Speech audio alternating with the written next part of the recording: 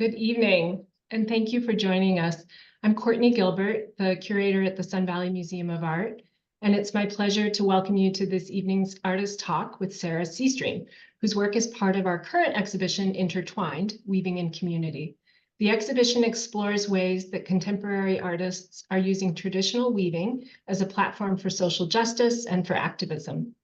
The Sun Valley Museum of Art is located on the homelands of the Shoshone and Bannock peoples, and I'd like to begin tonight by acknowledging that fact, as well as the Shoshone and Bannock use of these lands, past, present, and future. Sara Siestreem is a member of the Hanis Coos tribe and is a multidisciplinary artist from the Umpqua River Valley on the south coast of Oregon, working in painting, photography, printmaking, weaving, and large-scale installation. Siestreem combines ceremonial traditions of her ancestors with contemporary modes and materials at the intersection of social and ecological justice, education, and Indigenous feminism. Siestreem was awarded the University of Oregon's 2022-2023 CFAR Fellowship and the 2022 Forge Project Fellowship as one of 6 Indigenous individuals representing a broad diversity of cultural practices that honor Indigenous pasts and build Native futures.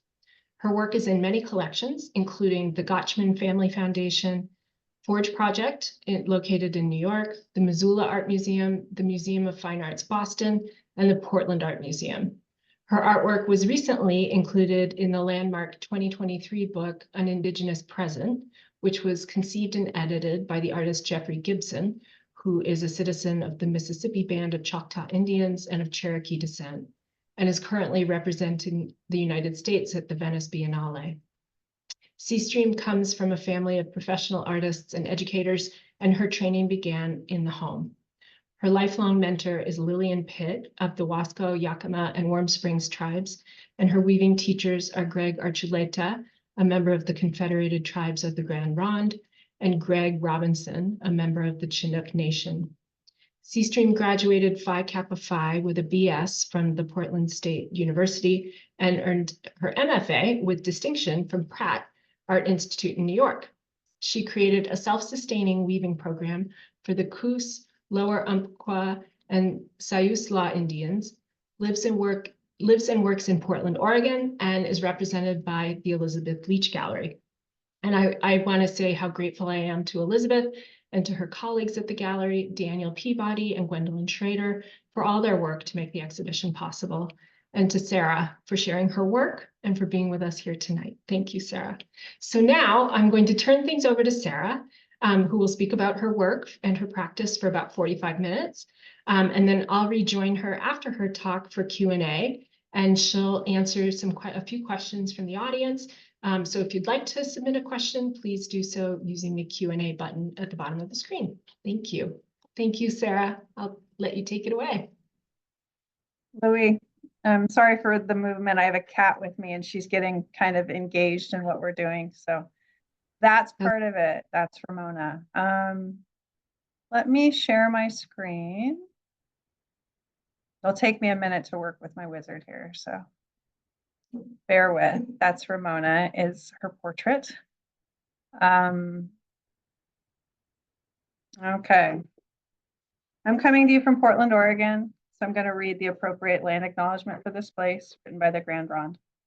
Portland, Oregon lies within the traditional homelands of the Multnomah, Oregon City Tumwater, Watlala, and Clackamas Chinooks, and the Tualatin Kalapuya people who were relocated to the Grand Ronde Reservation under the Kalapuya Etc. 1855 ratified treaty, also known as the Willamette Valley Treaty of 1855. Today, these tribes are a part of the Confederated Tribes of Grand Ronde. The Grand Ronde people continue to maintain a connection to their ancestral homelands and maintain their traditional cultural practices. Hi. Thank you, Courtney and the museum, for hosting me and my work. It's a really big honor to have my work in this exhibition with these other incredible artists, and to be introduced to your community in such a profound and meaningful way. To everybody who's here to join this talk, thank you for coming and sharing your time and energy with me and my community. It means a lot to us. So thank you and hello. That's a picture out my kitchen window. Normally I would be broadcasting to you from my kitchen, but it was a little too shiny right now. And so I'm in another one of my rooms. This is the studio room of mine. So I'm Coos. We're salmon people. This means that we consider ourselves part of that community, and we follow the life ways of the salmon, and we think of them and we work with them in all the different parts of our life. These are pictures from our salmon ceremony. Once a year we get together to celebrate the return of the salmon, and this is part of how we show our honor and gratitude for each other and to our relatives, the fish. This is from the Umpqua River Valley, where I'm from. I wanted to kind of ground you in where I come from. So I grew up both here on this river and in Portland. I was in that kind of a world, so back and forth.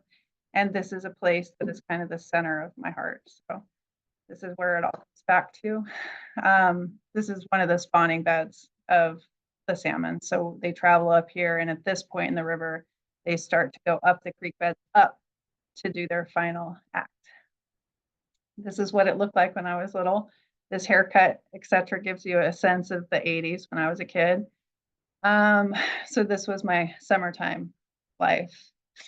I grew up to be a painter, and I make paintings that look like this. You see a couple in the exhibition. So at heart, I'm an abstract landscape painter. I created a practice that I could draw out the land from inside of myself through this gesture, improvisation, and the organization of materials. So this one's called Peak. It's not with you now. I thought I'd share this one so you'd have a little something new to look at. I don't know how to get this bar off the top. I'm really sorry about that. Lillian Pitt, Ormsco, Wasco, Yakima. She is a national treasure, and I met her in 1999 at PSU, and I've been fortunate enough to carry her books ever since. Those are her sculptures in the background. Those are masks and prints that she made, and this was me sneaking my camera into a talk she gave. This lady has given me everything, and I am really grateful for her. And if you don't know who she is, make your own day, come and look her up. Lillian Pitt. It's going to change your life. My other teachers who were spoken of, this is a few years back. We were all a little younger then. The man on that side, it all flips. So the man with the cedar hat, that's Greg Archuleta. He is the Grand Ronde tribal member. And then the man with the incredible white and black and red jacket, that's Greg Robinson, who's a tribal member. And the two of them created this program called Lifeways that the tribe has set up. Well, Greg Archuleta set it up. And they do a class once a week in Portland. And anyone who's a tribal member can come. And it's a 4 or 5 hour class, all ages. And you can weave, or you can do printmaking or carving, beading, any of those kind of traditional arts that you want to make. And we sit around and we talk and we share stories and we practice our arts, and they teach you anything you need to know. It goes year round. And in different gathering times, we go on field trips. We go out into the land and we gather our traditional plants for food and for cultural purposes and for the art making and medicine. And if you study with them long enough, you learn how to do everything you need to know how to do. So they're the ones who physically taught me how to do those things and walked me through those kind of practices and made sure I was kind of on the right path.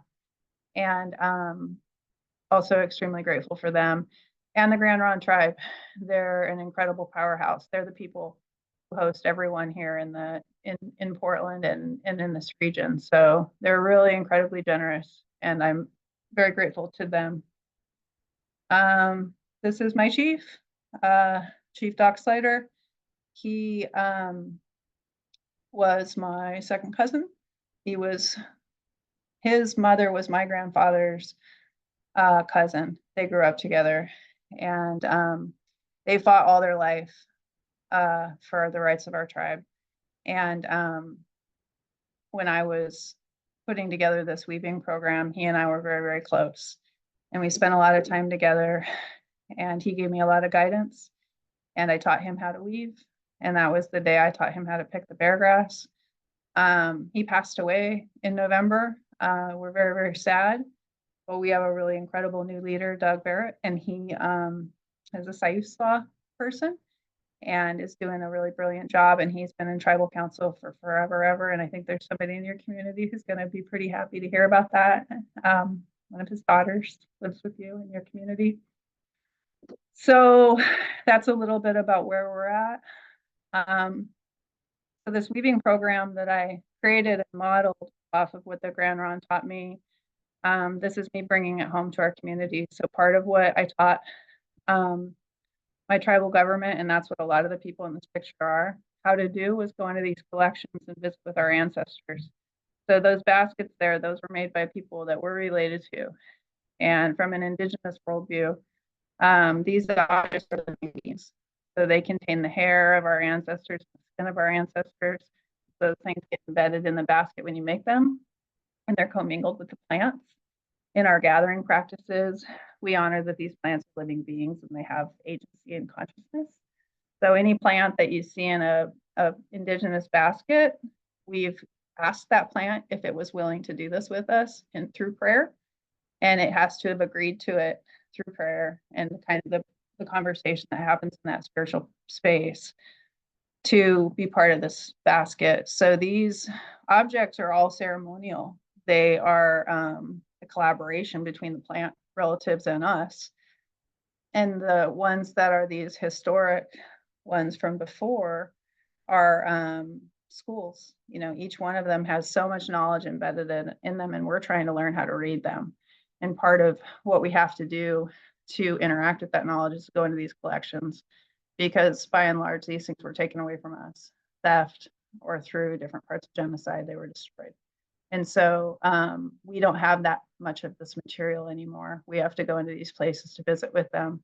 And so part of the program that I created for my tribe was teaching my tribal government, who are tribal members, how to do these visits in a good way. And this is the first time some of these folks have gotten to do this. And the program's all ages. So the woman with the who's holding the basket has her back to me. She's an elder, and then that's her daughter with the dark hair looking at it. And then the other two women and young man, those folks are all in their 20s. So it's all ages, pretty incredible. This is me working with the young ones. It was their first time getting to pick cattails and that kind of stuff. So it's a really special day. So we're in the land picking the materials, and then we go to our special places to figure out what to do with them. So we're at Lake Murray here, which is in between Reedsport and Coos Bay.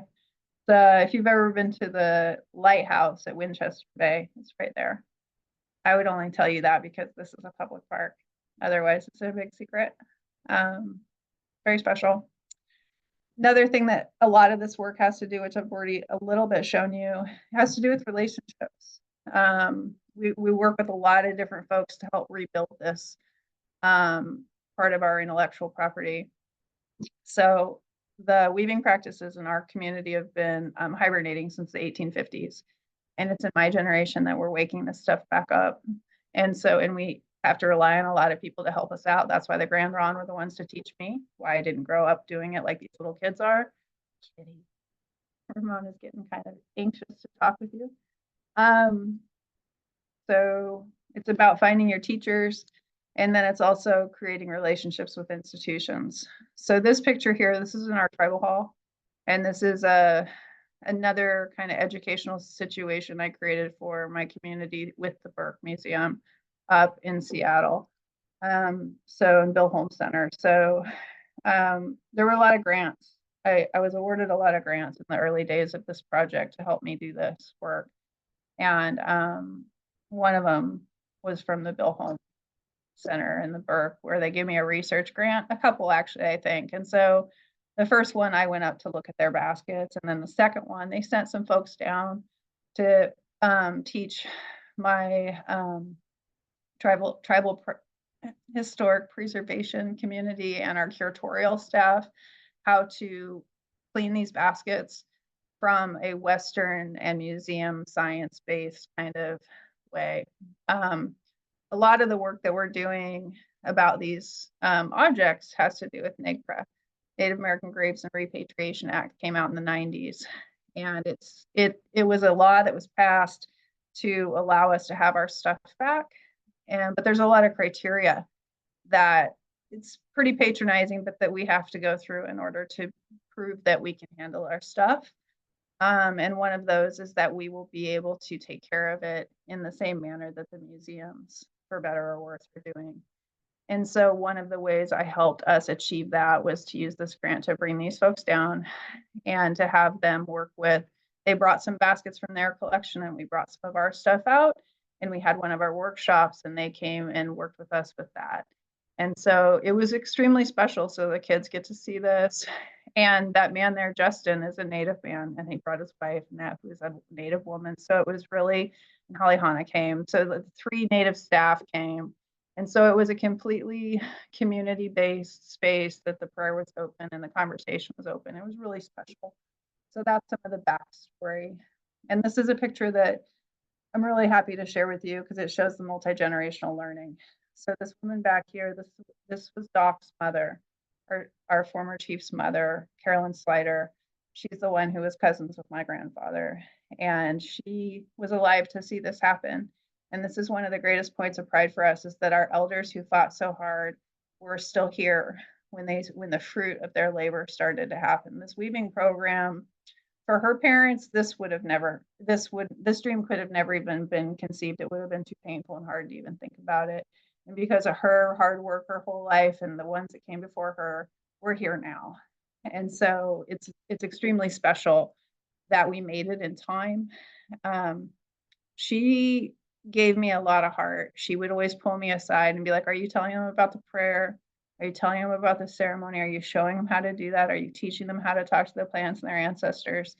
And that helped me a lot, because this work is, it's really scary. It's scary to be the one to have to go find this stuff and bring it back. What if I make a mistake? What if I'm given something that isn't right?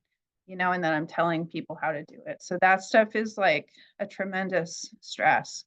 And it was really important to have her looking on and being like, yeah, that's how we do it too. So I'm really grateful for this moment. And this picture is about that. That young man there, that's Talus. That's his first basket. He's like he's a teenager now. So it's pretty incredible, that when he was growing up, he learned how to do this. And he won't even remember it because it was just part of who he was. So that's that. So fast forward, that weaving program, like I in the introduction was mentioned, it was self-sustaining in nature. So the way that I built it was that the first year it was just me. The second year I cut my tribal budget in half, and half the budget was put open to the community. So anybody who wanted to teach anything could do it. So people all started to take that leadership on. And what I said to everybody I was teaching, I said, I'm training the trainers. I'm just dispersing all of this knowledge that I'm getting, and then you have to wake up everything that you've got, and we all have to take it forward. And so all of the young people, the people in their 20s and 30s who were my students, all also work for tribal government in education and culture and housing and land management, all the political offices. And so they took all of that knowledge and they integrated it into all the different programs and all of the different political interfaces that they are responsible for. And now, especially after COVID, when everyone started teaching online, now we have teachers in all different generations and all the different tribal groups that we are comprised of, the Coos, both Hanis and Milik, the lower Umpqua and Siuslaw people. All of those groups, we've got people now teaching. I don't even have to do it anymore. I get to just go and hang out and eat fish. So it's pretty exciting how that thing worked. And that is for the health of the knowledge. It would be risky if one person was in charge of all of that, because like I mentioned earlier, it could be skewed by whatever I'm carrying or misinformation I may have been given or misunderstandings I might have had. So if we disperse it like this, it has a greater chance of being healthy because everyone's contributing to it and carrying it and feeling responsible for it, and also on the case of finding it. So that was that project. And at the end of this talk, I'll tell you where I'm going with that now.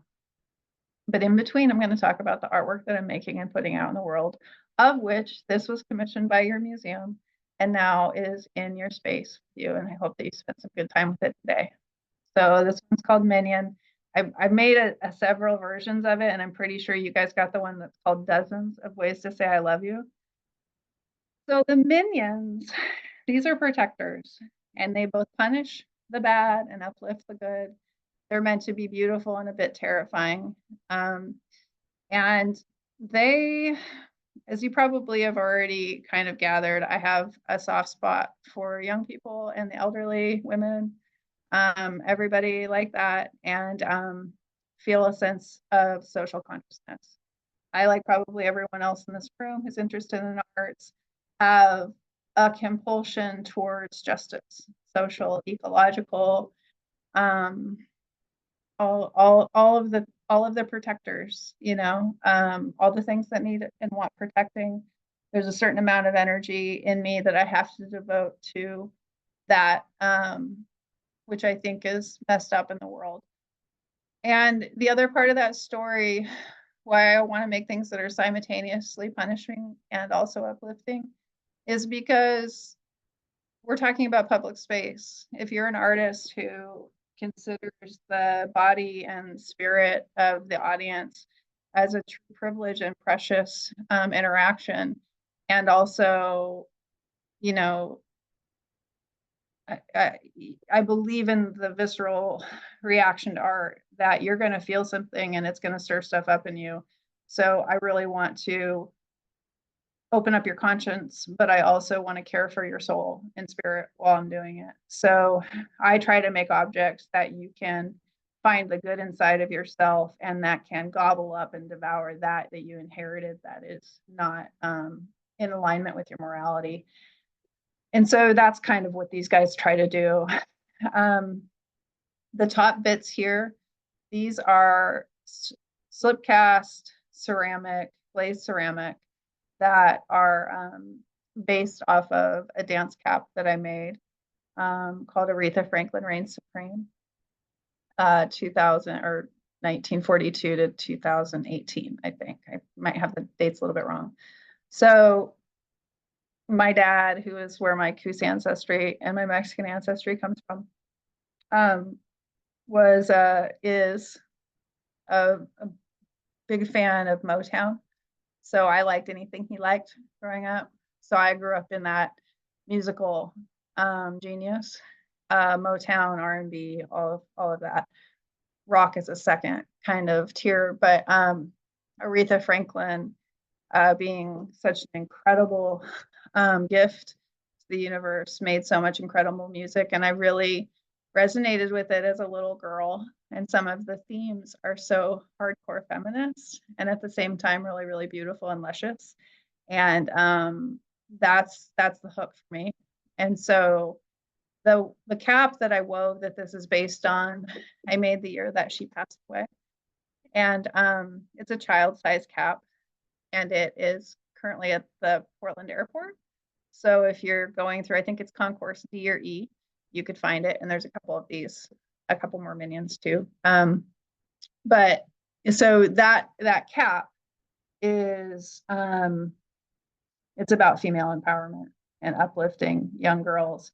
And as you well know, the feminist kind of agenda, which is that we're equal and should have equal rights in all the ways, doesn't really matter which wave of feminism you're interested in. The core is female equality. As you know, that's not just good for the girls. That's good for men and women, those in between and beyond the binary. If we were to reorganize according to a matriarchal kind of value system, things would look really different. And so I'm a female person. My pronouns are she, her. So my identity is based in this experience. And all of the work that I make is female. And so these pieces are embedded with that. The tendrils are, Well, they're just beautiful, right? Like there's something kind of luminous and eerie and lovely about them. And when you get to engage with them more closely, there's a lot of details that you'll see. The primary bottom piece, the button at the bottom, there's two kinds. One are abalone. So the Grand Ron taught me that the ancestors who are all around us at all times can perceive that red and the abalone. So when you put those things in the world, they are delighted by it. So it's to call on them and to honor them and recognize them in all the spaces that we're in. First up, it elevates things. It says it's ceremonial. You see it on regalia, the regal clothing that we're wearing. And then the other buttons, the plastic buttons. When I first started teaching, I'm a college teacher. I've taught collegiate arts for 14 years. And my first couple years, I was pretty punk about it, as you would probably imagine. And I taught a lot of foundations classes, so 2D design, intro to drawing, that kind of stuff. And I was teaching a 2D design class. And in those classes, you get a lot of people outside the discipline because it's foundation and it can count for other things. So I had this young woman who was very clean cut, very conservative looking. She was a business major. And she innocently raised her hand in the intro of the class and was like, so why are artists so scummy? And all the real artists in the room like, oh, I can't believe she said it. And I was like, well, what do you mean? She's like, I don't know. Like, she kind of was alluding to the suffering, artists are suffering cliche. And I was like, oh, I got you. And so let me help you out. So I'm going to talk about a truism that we know. So art saves lives. People get into it to save their life. It's a kind of a medicine. You take your suffering and you make something beautiful out of it. And through that, you heal yourself and heal others. And that's part of why people are so attracted to it and why they value it, whether they really understand it or not. There's some core gut understanding that the creative act is a life-saving thing. And I don't care if you make a sandwich, you had the creative urge to do it, or you made this kind of a thing, right? Like you were trying to save your life that day. And so the outsized number of people who are really suffering in the arts, it has to do with that, I suspect.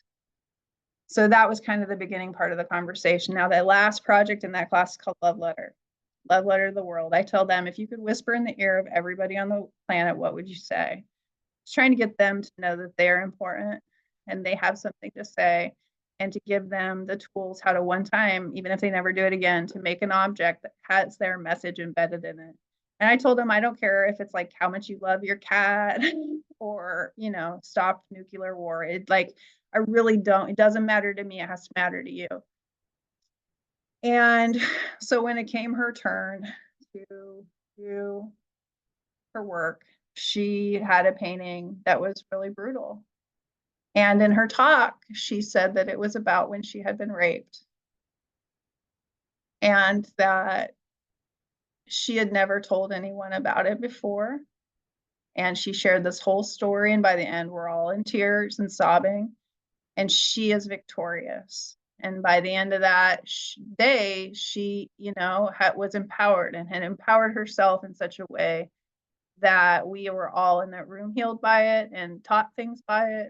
And she was given a bunch of tools in this life to go do things that are really precious to her and to the people she will come in contact with later. And I'm protecting her. I'm not going to tell you her name. That's my secret and her secret. But the last thing this incredible woman did in this class, it's like 19-year-old woman, she came up to me after everybody left and she took this huge Ziploc bag full of buttons, like a million kinds of buttons. And she slammed it on the desk and she's like, I'm giving you this. I was like, well, thanks. She's like, I don't know. I know you're going to know what to do with it. I got it from my mom and I think I want to give you this. And I was like, all right, I'll do something good with it. And I kept that. I mean, that was 2011. I've kept that a long, long time. No, it was 2011. Long time. Those sat around. And I'd give out a little bit here and there. But when it came time to beading these minions, I beaded the first kit. I know I'm having my mentees and my alumni artists do it to share the joy and power and burden. Anyway, but the first ones, those buttons came out. And so the ones that are plastic, the ones that are all the mixtures, those are from her. And they represent women's work and they represent the women. A bag like that is like a family's worth of buttons on all the clothes that they had for like a lifetime, you know? And it represents the values and the willingness to work and all kinds of things and the joy and the interests and like the variety. I mean, there's so many beautiful metaphors to spin out of this, but I just can't, we don't have enough time to pontificate on all that, but that's what is embedded in these individual strands. The last thing I want to say about this, and there's so many more elements here I could unpack, but the last thing I want to say about this piece before I get into share all the other things that'll break your heart in this conversation is the caps. So a dance cap is both a crown, if you're going to think about it through a Western lens. It is an object that indicates royalty and significance and of the event as well as the wearer. And so to make them for children is to let them know how important they are and to uplift them, and so that the ancestors can see them and are with them in those events. But also, in the case of the ones that I make, and this one was double woven, they're helmets. They're protecting the very crucial mind of our crucial young people. So everything I do has a duality to it, and these caps are both of those things. So you'll think on the militance of that a little bit as we start to move through the rest of this conversation, I hope. So this one is called Crab Trap, but it's a clam basket. Spruce root, the roots are from Jordan Cove. So Jordan Cove is named after a four-time great-grandmother's white husband. So that Jordan married Jane Seuss, who was my four-time great-grandmother, and she was the matriarch of this area, the center of the Hanis Coos tribal village. And that was, 4 generations back, 5 generations back, 1840s, 1850s when that happened. He married in and named that area after himself. Fast forward to now, the Bay has been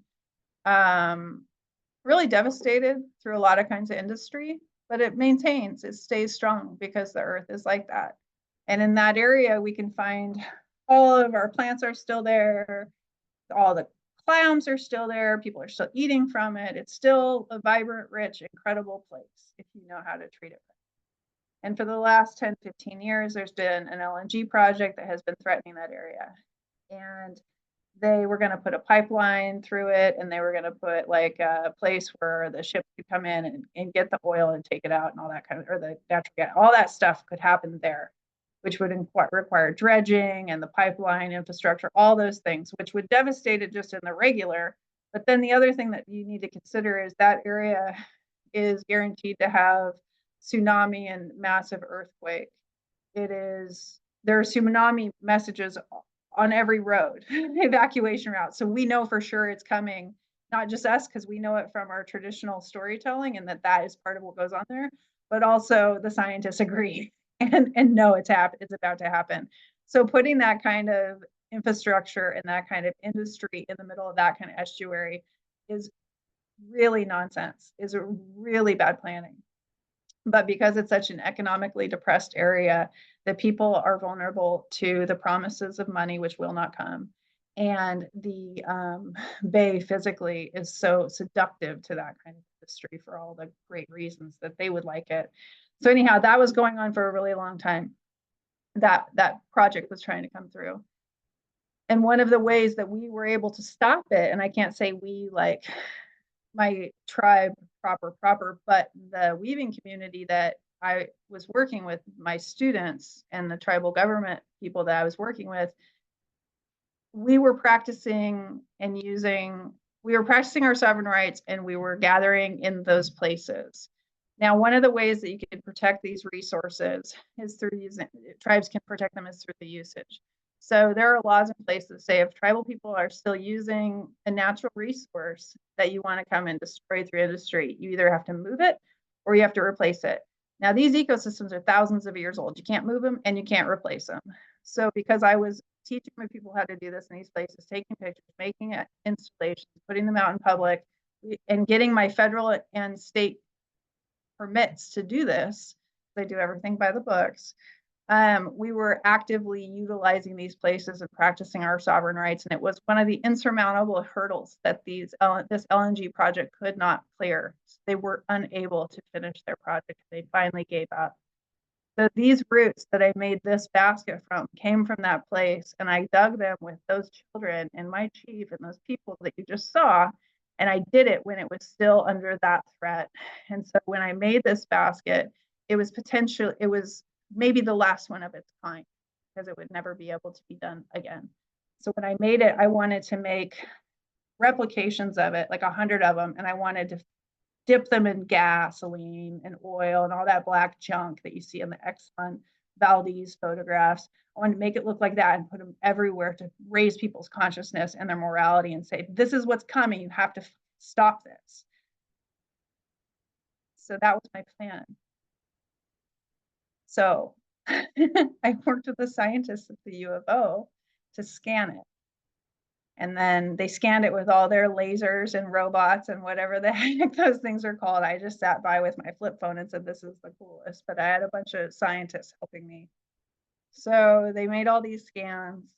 They printed it in this nylon that's like a powder. It's very strange. And then I took it to my ceramics friend, Brett Benford, and he created molds. And then we started slip casting them. And through all of this, about the time when I started making the nylon ones, we won. They gave up. The pipeline project gave up. We exhausted all of their resources. So then when it came time to these beauties, we don't have to make the horror story. We get to make the celebration.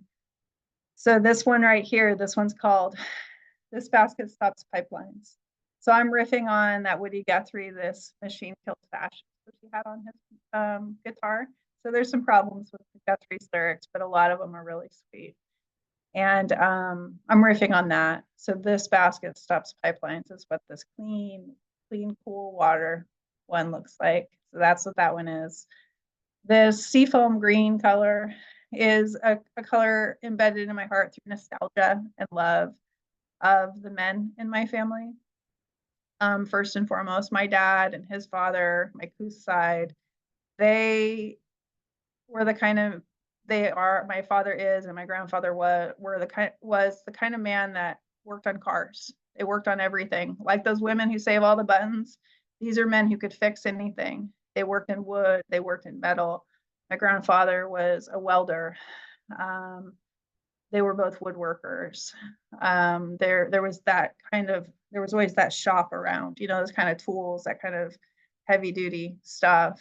And there was a story about a car that kind of was passed between the two of them, a Chevy, that was this green color that was just mythical for us. So that's the first place the seafoam green means something to me there. The other thing is it's the color of where the wave breaks, so it's a direct reference to the sea, the power of the sea. I grew up in the 80s, like you saw from that short-haired bareback picture in the beginning. And so this color was like all over everything too. So this color is kind of a delicious delight for me. All right, I got another heartbreaker for you. So this one's called Baby's Breath. And I think I'm pretty much on time, so don't worry. You're going to get lots of time to ask me a bunch of questions. So these are sweetgrass. So I grow sweetgrass, which is one of our 4 smudge plants. So when we are smudging, which is a ceremonial burning of medicine plants you do in prayer. For us, there's 4 plants. We do the sweetgrass to introduce sweetness into the situation. We burn tobacco, introducing the truth so that we promise to tell the truth, and it will help us recognize the truth. We burn mugwort, which is the sage that grows in our area. That's to ask the bad things to go away and to invite clarity of vision. And we burn cedar bough. Cedar bough is to honor the ancestors. It's like the highest power plant. And so it's to bring the ancestors in and say, protect us, we honor you, be with us here. So when you're going to do stuff, you're going to gather, or you're praying, or you've got like something bad's going on, you want to clean yourself off, we use these plants. So I grow this one. And a couple years ago when I grew these, we'd had this really slow, wet, cold spring. And it was bad for tomatoes, but great for the sweetgrass. It went bonkers in my garden. The patch like quadrupled. It just ran wild. So I had a ton. And the first batch that I cut, I braided it too soon. The way that I was taught to do this, you cut it, you dry it out for a few days, you clean it, and then you braid it. And I braided it 1 or 2 days too soon. And it got speckles all over, which is rotten. And it's not good for ceremony. You want only the best stuff to give to people and to use for that. And so, but it was such a tremendous amount, and I was horrified. But it's learning, right? So I'm learning. So, and the ties there that I tied it with are dyed with Hopi red dye amaranth, which is another one of the plants that I grow in my garden. And it's a really beautiful ceremonial plant from the Southwest. And it makes a really pretty pink that fades. So it may still be pink with you guys. I don't know if it still is or not. I haven't seen it in a minute. But these, I just hung them on my studio wall like this. And then something else started to happen in the background of my consciousness. And they started to look like children's braids. And how kind of trophies are hung. And it was horrifying. And it started to be connected for me to all the stuff that's coming out in the news. And if you don't know about this, you need to go tomorrow and spend a lot of time learning about it. And it's horrifying, but you need to know this. So part of the whole the colonial genocide project to wipe out the indigenous people of North and South America, up here in America and Canada, they have the reservations or the missionary schools, the residential schools. They would take young people, 4, 5, and 6. They'd take them out of their homes and they take them away and they put them in these schools, sometimes religious, sometimes not. But they called it Save the Man, Kill the Indian.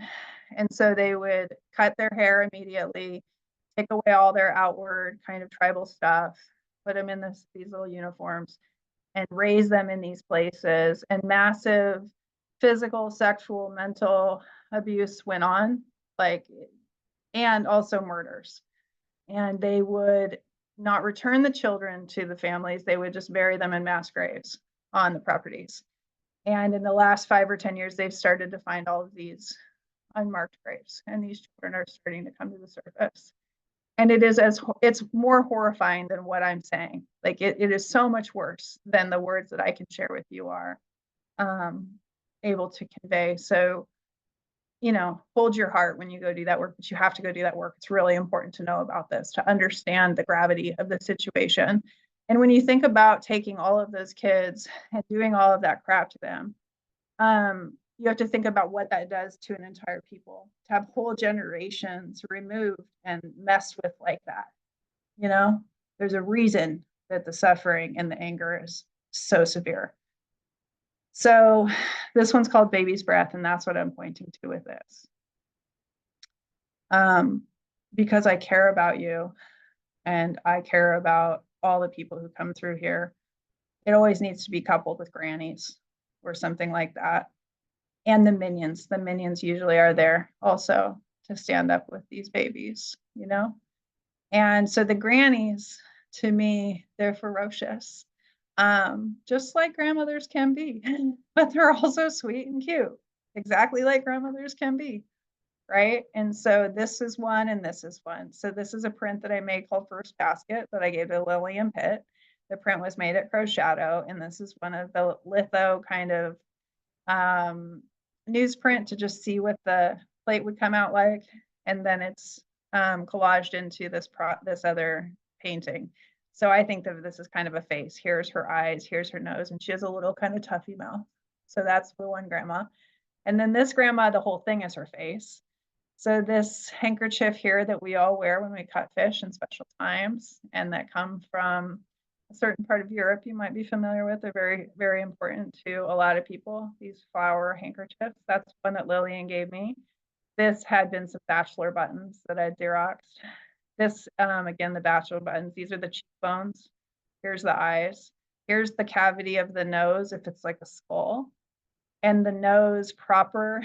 This is measuring tape that my dad gave me in my first little toolkit. It's like this big. And of course I broke the tape. And so, but I couldn't get rid of it because it's way too precious. So I wrapped the tape part together and then with some masking tape, and it looks like a gun. And it also like a handgun, and it also looks like a bald eagle, which are, by the way, super ferocious. So that's the nose. And then the grill, these teeth here, these are a dead hawk that I found at Crow's Shadow that I put in a Xerox bag and that I made Xerox of. And when you look at it through the lens that I'm sharing with you, this becomes gold teeth, becomes that grill that's so beautiful and ferocious. So that's what this painting and these guys are about, and why these two old ladies sit together. They sit there and they kind of do that stuff. And up until I explained that to you, you probably didn't see that, but now you cannot unsee it. And that's my gift to you. I don't know if you can hear this. I hope you can. So now to let you off the hook a little bit, I'll bring you back to the good stuff. This video I took a couple days ago in the Portland Art Museum. I was on a research visit with Bruce Alfred and Kim Willie, and who are both Dwazadene Wakwaki people, who she is one of my students in that community. So I am working with them and have been since 2017, 18 to do the same thing for them that I did for my people. So I'm creating a weaving program, a self-sustaining weaving program up there. They're up in BC, in Kingdom, which is north of that big island, the Vancouver Island. You go up and way inland to find their village. If you ever saw that old movie, I Can Hear the Owl Call My Name, it's filmed in their village.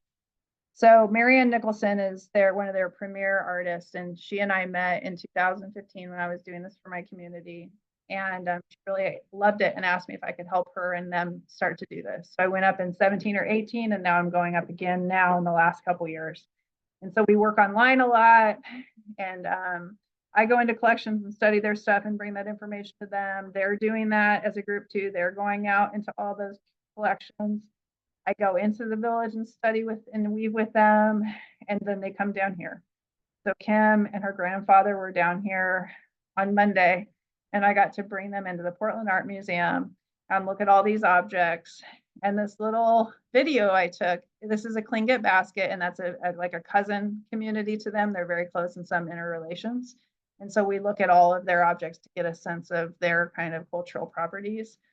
So this is a little treasure box, and these kinds of boxes have a woven in pouch here that have shells or kind of like special objects, and they become rattles. So I'm in this, you can hear him speaking, and he is one of the premier like superstar carvers. He's very famous, and if you've ever seen any Northwest Coast carving, it's quite possible it's him. So she just brought him, lucky us. So he's there talking in the background, and I'm going to play it again so you can hear the rattle.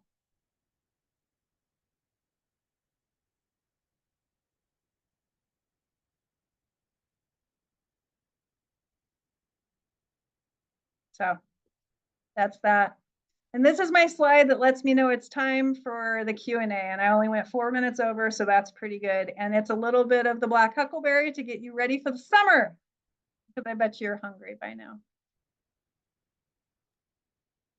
Oh my goodness, thank you so much. That was such a beautiful talk. And it made me think about so many different things. And I have some of my own questions. If there are people watching who have questions, please enter them in the Q&A, and we will answer questions as they come in. And I know, so we actually have a number of guests here in the museum who are watching this talk together.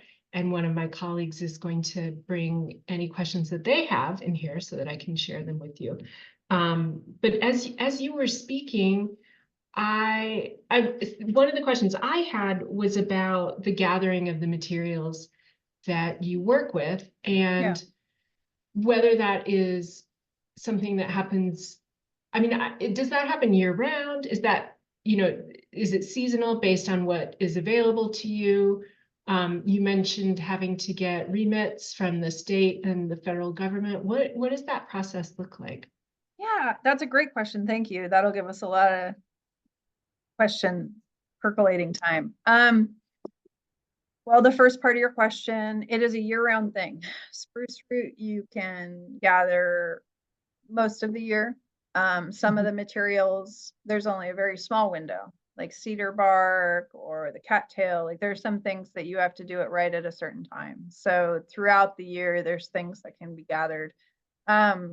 The main gathering seasons, they say it starts after the first full moon in April and goes through the summer. A lot of things you don't want to start picking until what they call high summer. So after the 4th of July, every plant has its time when it's already done the other things it needs to do, and then it's okay.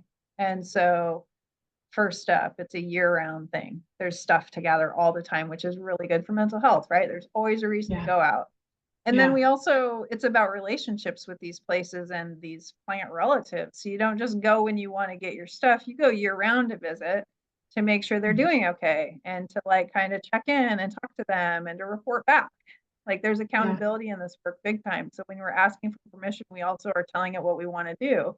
And then you have to go and tell it and show it what you did. So you bring the baskets back and be like, hey, look, here's your money. Thank you. So there's this really beautiful, good manners built into all of this stuff. It's awesome. Which also sort of is a good segue into the permissions and stuff. Yeah.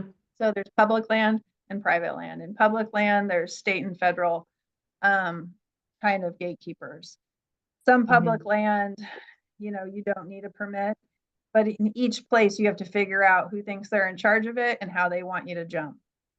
And so that's a big part of the field work that I did in preparation. I had spent a year working to get ready to meet, to open the school for my people.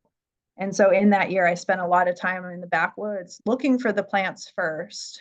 And then once I would find them, going back and figuring out who's the governing entity. And I'm working with my tribe too. So some of that they know, or, the internet, Google Maps, all that, incredible. But never once did I just go, well, I don't know if that's true, but I certainly never took any students out into the field without all the rights in hand, so that when we're there, the governing outfits, the state or federal government, know we're going to be there, and they know to leave us alone, that we're not there to be entertaining for them. And so I would do a lot of that work beforehand. For private landowners, that's about creating relationships with people, and that can be really taxing and dangerous and or brilliant and lovely and sweet. Yeah. You have to make a lot of friends in this work, which is kind of tough because a lot of it's about, I would like my stuff back. And they're like, but that's my stuff, So there's a lot of, you have to I got really patient and I got really mature in this work. All of my punk FUs and all the stuff that might have wanted to come flying out had to go somewhere else.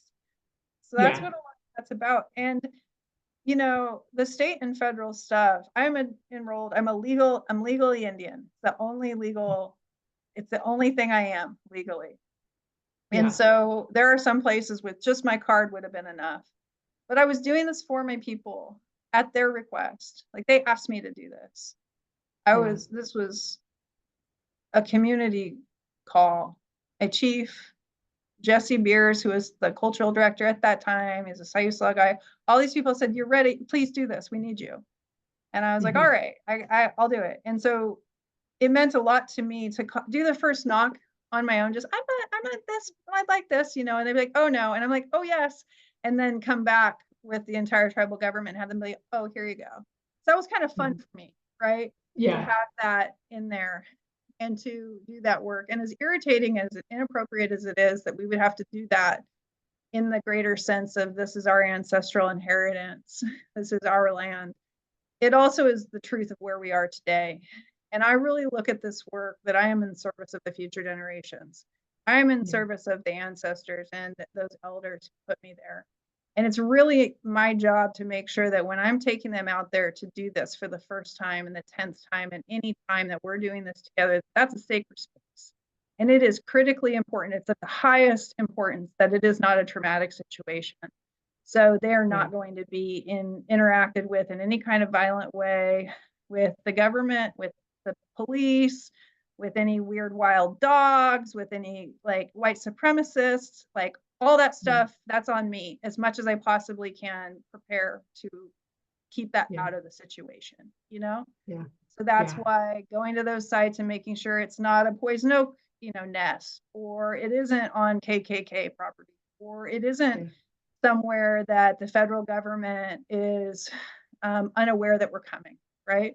None of like that was how serious I take this and how precious the innocence of the young people and the comfort of the elders is to me. So that was a big part of it. I love that question. Those are great answers. And we from the people who are in the museum, we don't have questions, but a really lovely comment from somebody who says that when they entered the room with baby's breath and they caught the smell of the sweetgrass right away, and the ties do remain red, by the way. It stayed with her, and or I'm guessing from the handwriting, and I might be making the wrong guess, but it stayed with the person. And they thank you for the story of the boarding schools and the children's braids, and that this person is so happy to know that the grannies are there to watch over the braids. So that I thought I would share that with you. Thank you. And we don't the people online don't have questions either. So I'm going to ask you one more question before I let you go, if that's okay.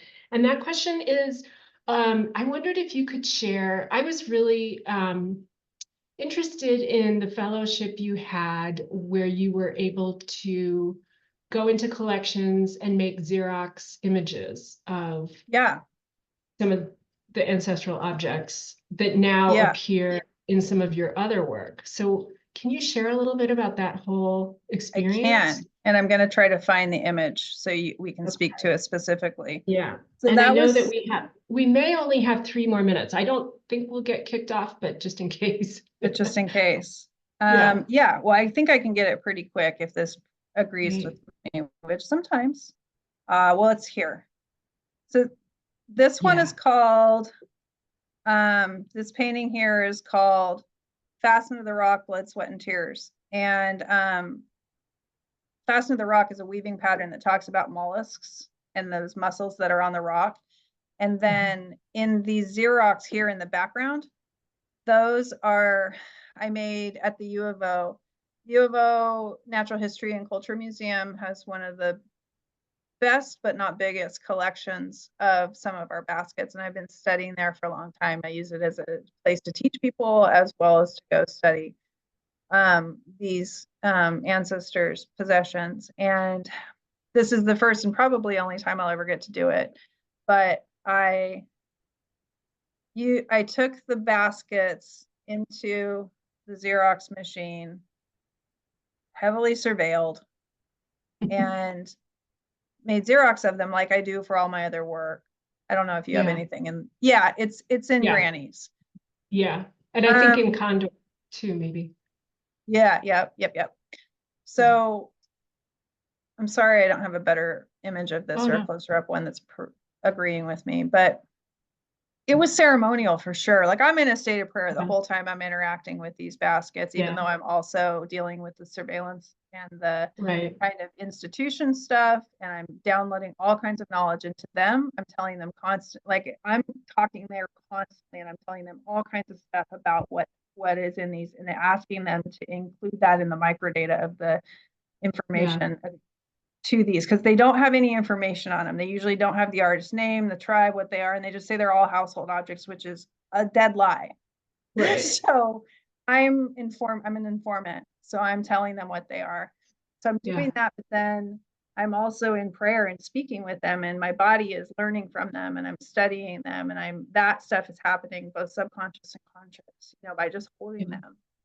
And my body is absorbing and speaking to them. And so I asked them if I could do it, and they're like, I think so. It's a long relationship. I treasure these people.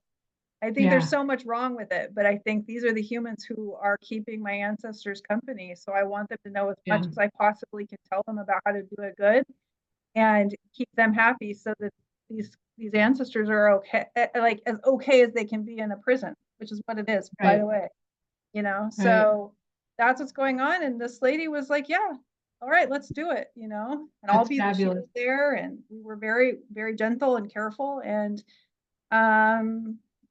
it was kind of ecstatic. These objects are made to be in ceremony. They want to do that. They want to be celebrated. They want to be held and used. And they're living, right? And so, it didn't cut us off. So that would have been an awkward moment. Anyway, I could go on and on. Well, it's really, you've cultivated so many beautiful relationships with people in your community, with people in museums, with people in other communities, with objects, with your work.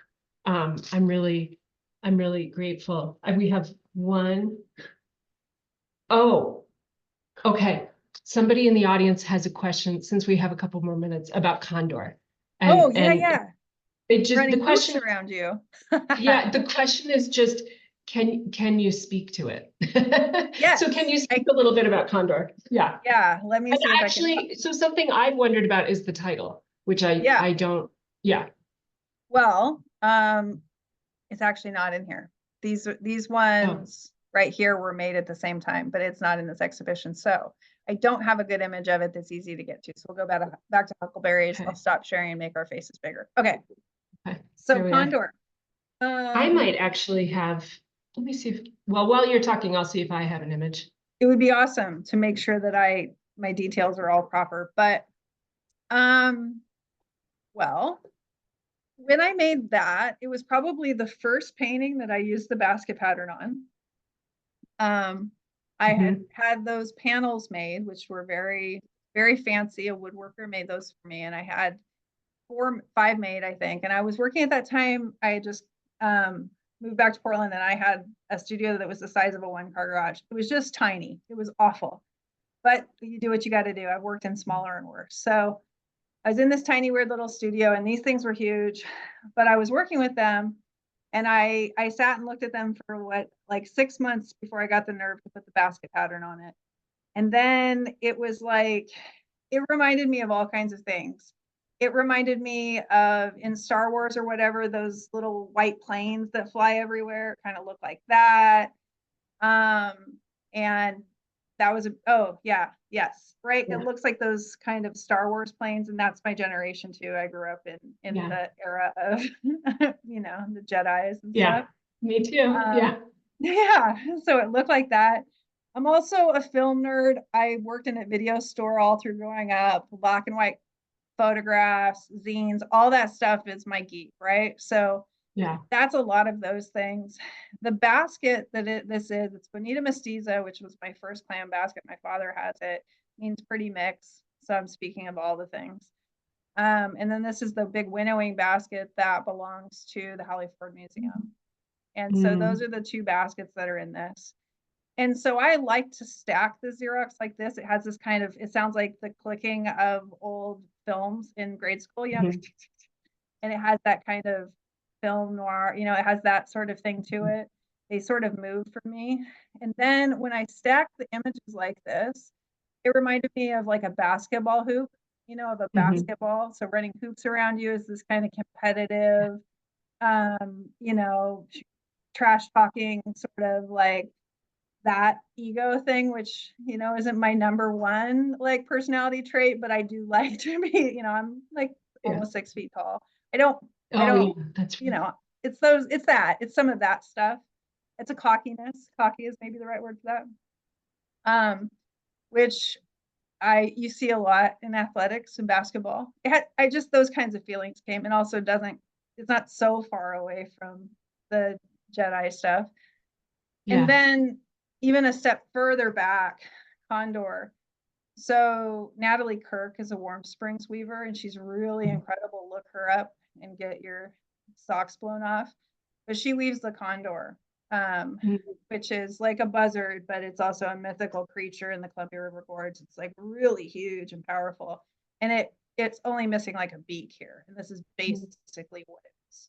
It's basically the wings are like that. Those are, yeah, wing forms. Got it. Yeah.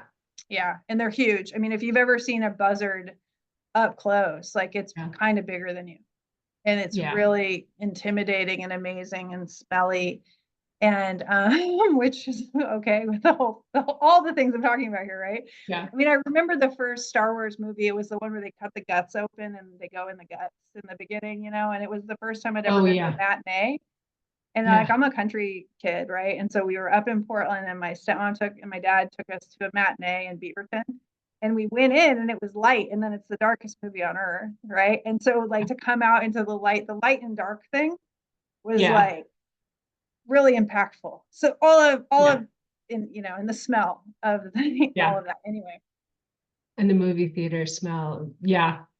I remember seeing Star Wars and being completely baffled by the entire thing. It's intense, with right? my family. Yeah. Creates a lot of interior for young people. I'm so glad that somebody asked about that, because I have wondered about the title, and now it makes so much sense. Yeah, it's really beautiful. Thank you. Yeah, it's a sweetie. I was excited you wanted it. It doesn't get out very often. So I'm stoked it's out with you guys. That's really great. And I love that it rests on the floor, that it sort of exists. It exists in 3 dimensions in a really nice way. So yeah, they're leaners. Yep. I love a leaner. The sweetness, right? When that dog leans against you or whatever, there's something kind of relaxed about it. And for something that's so powerful and intimidating, I want to gentle it out a little bit, Yeah, that's a beautiful way of putting it. Thank you. Well, thank you so much. I just can't thank you enough for sharing your time and your knowledge and your work, and your stories.